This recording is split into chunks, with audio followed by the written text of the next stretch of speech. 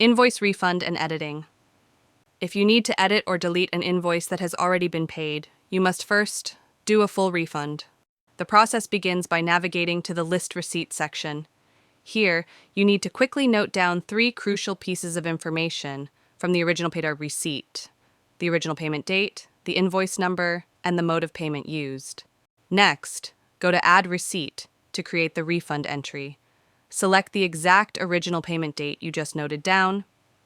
For the instrument type, select Invoice Refund. Select the original payment mode. Enter the original invoice number and specify the full refund amount.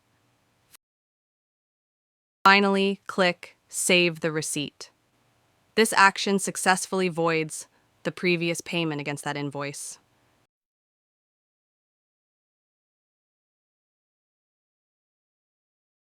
You can now proceed to edit or delete the invoice as required.